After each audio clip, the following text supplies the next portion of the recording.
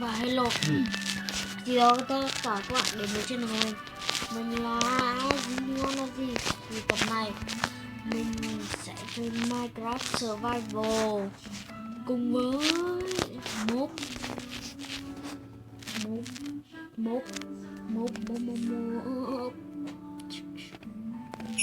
chết. Thì mình đã chơi mob, đây là lần đầu tiên mình chơi mob và mình cảm thấy nó tuyệt vời. Mình còn làm cái mob đất cơ, cho mình cho các bạn xem luôn nhé, từ để mình ăn đã. Ví dụ là các bạn đập một cục đất đúng không? Cục đất đúng không? Ok, các bạn vào này, mình sẽ cho các bạn xem nó sẽ biến thành cái gì nữa. Ok đâu đây, nó sẽ biến thành một cục diamond. Nung ra các bạn xong cho các bạn xem luôn. Thì mình chả sợ nghèo hay đói nữa, mình đã giàu đó, mình đã giàu một cục diamond hẳn hoi luôn đó. Ok, bây giờ mình sẽ đổ ra luôn đấy, 9 viên diamond, xem nó làm gì. Thì đây, súng đầy đủ, mình cho bạn xem luôn. Okay.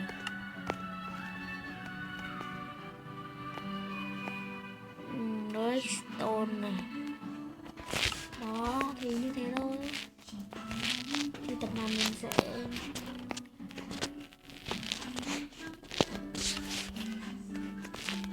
quên mất cất khẩu súng ngay đây. Thì tập này mình sẽ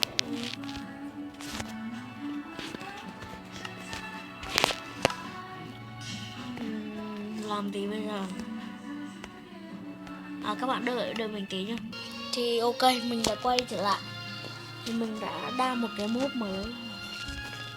Thì các bạn nhìn, các bạn có nhìn thấy dòng chữ nó đỏ xanh không?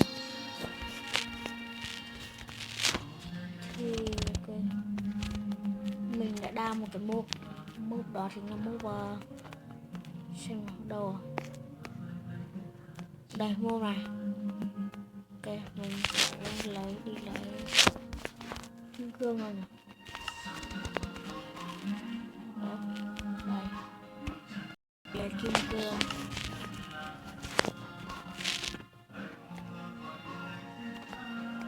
Cho nó xem luôn, đây là cái đúng không? Ok, mình sẽ tìm một địa điểm thích hợp để đập.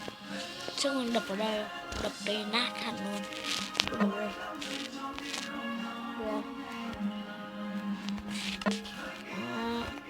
Thì cái rìu này có công dụng là nó đập một phát nó chả hề hỏng. Thế là đập mãi cũng chả hỏng. Thì các bạn có thể kiểm tra bằng cách này. Đó.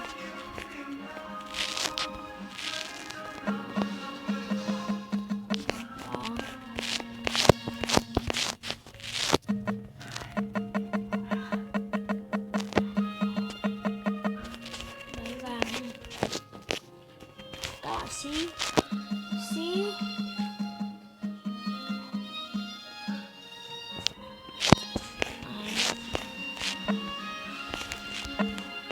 Thì nó giúp chúng ta đào nhanh hơn.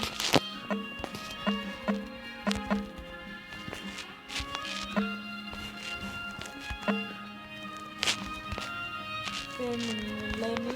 Ok, mình skip đoạn này.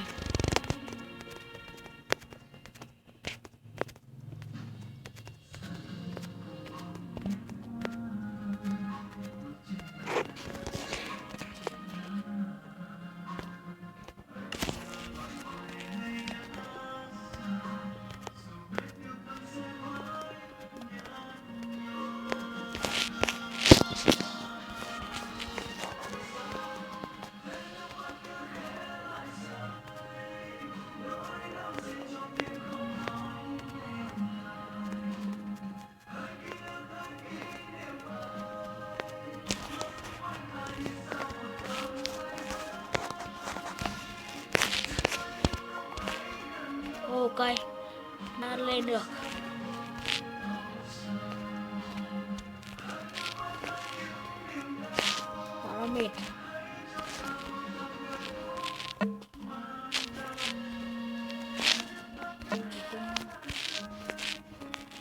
Cùng một game thì mình định làm cái bí ẩn.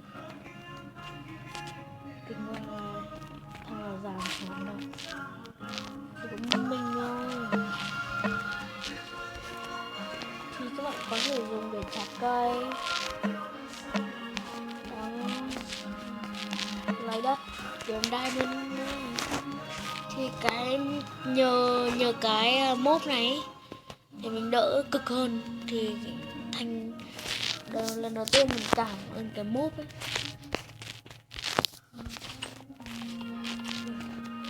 Tiếp theo sẽ là mốt đất.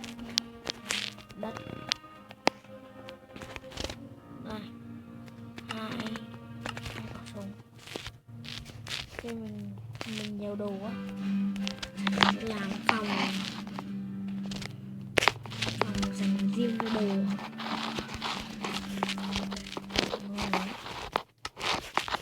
Mình hơi bị nhiều đồ lắm với cả lát ấy. Quay một lát thì cái khẩu súng này là bị cấm dùng, thì mình không nên dùng cái khẩu súng này, mình nên vứt khẩu súng ra ta. Đó, các bạn đã.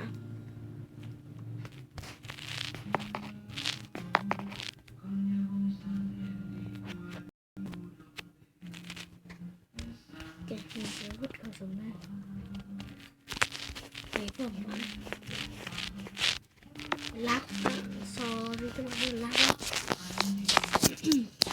Bây giờ mình làm một cái nhà kho như các bạn mình vừa nói là mình sẽ làm cái nhà kho đựng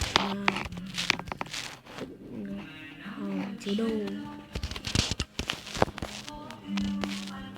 Lắc quá các bạn ơi, cái lắc quá thì mình vẫn đang cố quay à.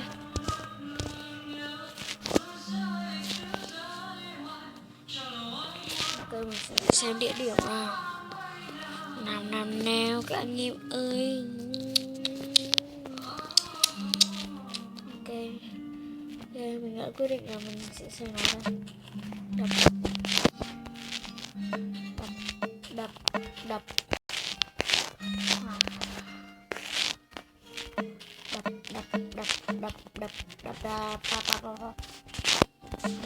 ok, ngon rồi á. Đập tí nữa mình sẽ làm cái nhà luôn, nhà đựng đồ. Ok, được rồi á. Ok, thế là rộng rồi thì mình sẽ để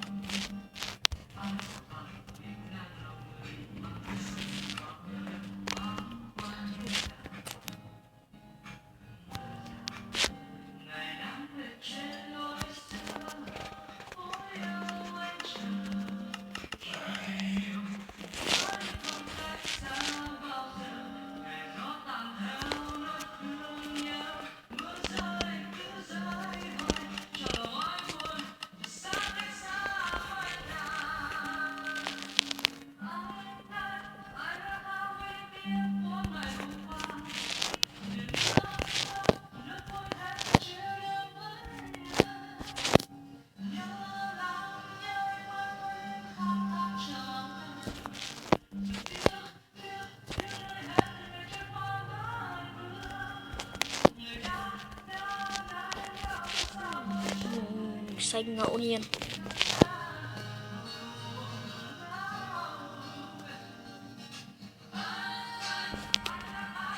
Ok, mình đã quay trở lại. Thì mình xin lỗi về tiếng ồn. Thì bố mẹ mình đang nghe nhạc nha. Mình đang ở nhà mà. Thế mình đã nung khá nhiều tiếng cười. Vậy là phê vãi. Shit. Ô, sao mình không sao nhỉ? Lên này. Vãi hồi máu. Giáp thì có sao? Game chả sợ, mình nhiều mà. 64 viên.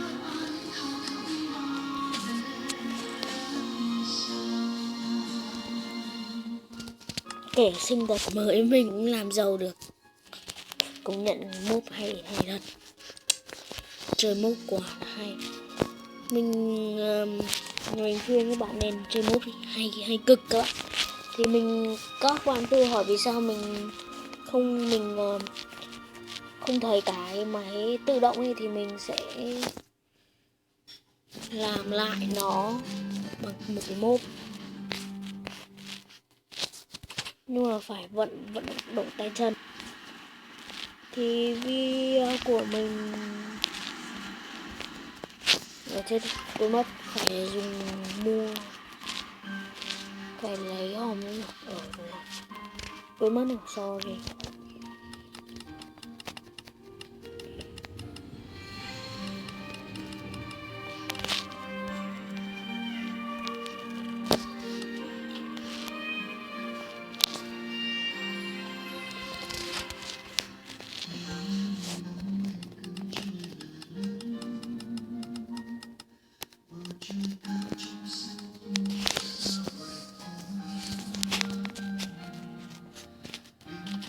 Đi nhanh hết thời gian.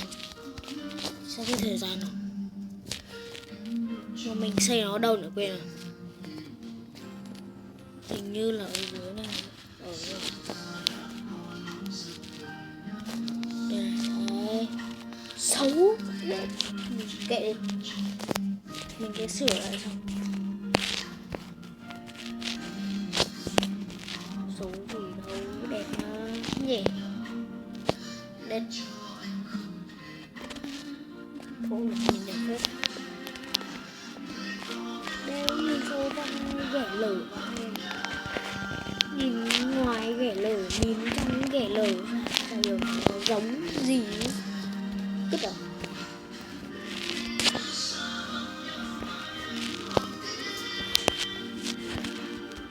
Bên trong để hormone sâu phải bếp nhỉ. Ghẻ lở thôi kệ. Mình đã hoàn thành xong cái rồi. Thì video này chỉ chủ yếu là xây cái chỗ để hòm thôi. Thì và mình hướng dẫn về mốt.